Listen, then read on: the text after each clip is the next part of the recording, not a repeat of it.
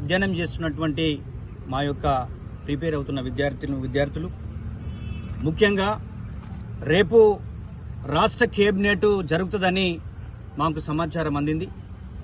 రేపు రాష్ట్ర కేబినెట్లో చర్చించే అంశాలు ఎస్సీల వర్గీకరణకు సంబంధించి, బీసీలకు సంబంధించిన రిజర్వేషన్ల గురించని మాకున్నటువంటి సమాచారం.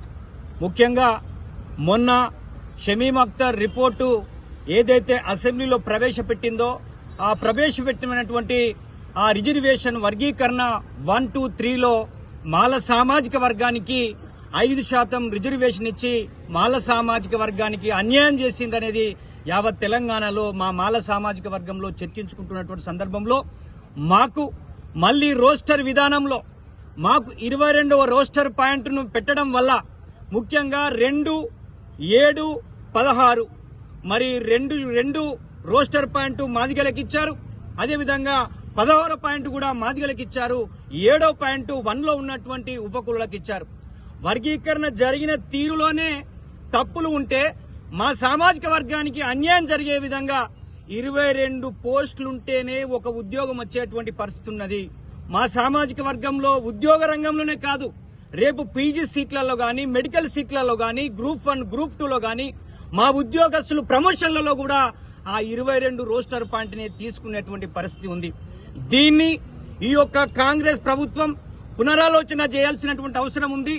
ఈ యొక్క రిజర్వేషన్లను వర్గీకరణని దాదాపు 1, 2గానే మాల అనుబంధంగా మాదిగ అనుబంధ కులాలుగానే వర్గీకరణ చేస్తేనే న్యాయం జరిగేటువంటి పరిస్థితి ఉంది. ఈ ఉపకులాలకు 57 ఉపకులాలకు అనే విషయాన్ని మేము గుర్తుచేయదలుచుకున్నాం. మీరు చేవెళ్ల డిక్లరేషన్ ప్రకారం ఇంకా 3% రిజర్వేషన్ పెంచి మాల సామాజిక వర్గానికి ఇవ్వాల్సినటువంటి అవసరం ఉంటుందని చెప్పేసి కూడా మేము ఈ యొక్క రాష్ట్ర ప్రభుత్వాన్ని గుర్తు చేస్తా ఉన్నాం. సామాజిక వర్గానికి మీరు చేసినటువంటి అన్యాయాన్ని, మీరు మొన్న జరిగినటువంటి ఎమ్మెల్సీ ఎన్నికల్లో మా నిరుద్యోగులు గాని, మా ఉద్యోగస్తులు గాని మీకు ఏ విధంగా మీ యొక్క ఓటమిలో క్రియాశీలకమైన పాత్ర పోషించారో రేపు స్థానిక ఎన్నికల్లో కూడా అదే విధంగా మాల సామాజిక వర్గం అన్యాయం జరుగుతుంది. కాబట్టి మేము ఆ విధమైనటువంటి పాత్ర పోషించడానికి సిద్ధంగా ఉన్నాం.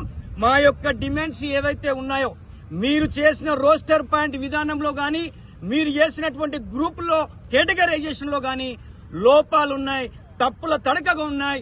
మీరు సుప్రీంకోర్టు మార్గదర్శకాలను, సుప్రీంకోర్టు వాళ్ళు చెప్పినటువంటి లెక్కలు, లేటెస్ట్ లెక్కలు తీసుకోమని చెప్పింది, ఎంపారికల్ డాటా తీసుకోమని చెప్పింది.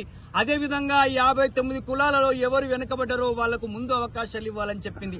మరి ఈ యొక్క తెలంగాణ రాష్ట్రంలో దాదాపు 30 సంవత్సరాలుగా ప్రభుత్వ పథకాలలో గాని, ల్యాండ్ డిస్ట్రిబ్యూషన్ లో గాని, అదేవిధంగా ఎస్సీ కార్పొరేషన్ లో గాని ఏ దాంట్లో చూసినా మాదిగ సామాజిక వర్గమే అన్ని అవకాశాలు పొందింది. మరి షమీమ్ అఖ్తర్ గారిని గాని, ఈ యొక్క ముఖ్యమంత్రి గారిని గాని మేము అడగదలుచుకున్నాం, ఏ విధంగా మీరు కేటగరైజేషన్ చేశారు? అత్యంత వెనుకబడ్డారన్నారు, సంచార జాతులన్నారు, మెరుగైనటువంటి జీవితం అని చెప్పేసి అన్నారు. ఏ విధంగా మెరుగైనటువంటి జీవితాన్ని గడుపుతున్నారో మాల సామాజిక వర్గం వాళ్ళు గడుపుతున్న తీరును మీరెందుకు ప్రజల ముందట పబ్లిక్ డొమైన్ లో పెట్టలేదని చెప్పేసి మేము గుర్తు చేయదలుచుకున్నాం. ఈ రోజు తెలంగాణ ప్రాంతంలో ఉన్నటువంటి మా నిరుద్యోగులు గాని, మా సామాజిక వర్గానికి సంబంధించినటువంటి వాళ్ళందరూ కూడా ఈ రోజు బాధతప్త హృదయంతో ఈ రోజు కాంగ్రెస్ పార్టీ గొంతు కోసిన విధానాన్ని చర్చించుకునేటువంటి పరిస్థితి ఉందనే విషయాన్ని మేము గుర్తు చేస్తా ఉన్నాను. ముఖ్యంగా మాల అనుబంధ కులాల్లో ఉన్నటువంటి వాళ్ళతోటి మందకృష్ణ లాంటి వాళ్ళు ఏ విధంగా ప్రెస్ మీట్లు పెట్టించి, ఒక ఆయన మొన్న వచ్చిండి ఇక్కడికి, వెంకటేష్ నేత అంటే ఆయన మాట్లాడుతున్నటువంటి తీరు చూస్తే సభ్య సమాజము తలదించుకునే విధంగా మందకృష్ణ గారు ఆ వెంకటేష్ నేత మాట్లాడిపిస్తూ మంత్రిని కూడా బట్టలు ఉడదిచ్చి కొడతామని చెప్పేసి మాట్లాడుతూ ఉన్నటువంటి పరిస్థితి. వర్గాన్ని విమర్శించేటువంటి తీరు మందకృష్ణ తన గ్రూప్ లో ఉన్నటువంటి వాళ్లకు నేర్పించి ఈ విధంగా దళితులనే చీలిక తీసుకొచ్చి వాళ్ళ వద్దనే వైషమ్యాలు సృష్టించేటువంటి విధానాన్ని కూడా మేము తీవ్రంగా ఖండిస్తా ఉన్నాం. అందుకే రేపు జరిగేటువంటి కేబినెట్ భేటీలో మీరు చేసినటువంటి తప్పులను ఒకసారి పునరాలోచన చేసుకొని ఈ రోస్టర్ విధానంలో జరిగిన అన్యాయాన్ని గాని, మీరు చేసిన వర్గీకరణ తీరులో కూడా ఇది లోపభూయిష్టంగా ఉంది. మాల సామాజిక వర్గానికి గాని, మాల అనుబంధ కులాలకు అన్యాయం జరిగే విధంగా ఉంది. కాబట్టి మీరు పునరాలోచన చేసి మాకు అన్యాయం జరిగే విధంగా ఉంటే కాంగ్రెస్ పార్టీని స్థానిక సంస్థల ఎన్నికల్లో తప్పకుండా బుద్ధి చెప్పడానికి సిద్ధంగా ఉంటామని చెప్పేసి మా మాల సామాజిక వర్గానికి న్యాయం జరిగే విధంగా మీ యొక్క కార్యాచరణ ఉండాలని చెప్పేసి కేబినెట్ మంత్రులకి, కాంగ్రెస్ ప్రభుత్వానికి, అదే విధంగా పార్టీకి కూడా మేము విజ్ఞప్తి చేస్తూ మీరు పునరాలోచన చేయాలని చెప్పేసి ప్రత్యేకంగా వాళ్ళని డిమాండ్ చేస్తా ఉన్నాం.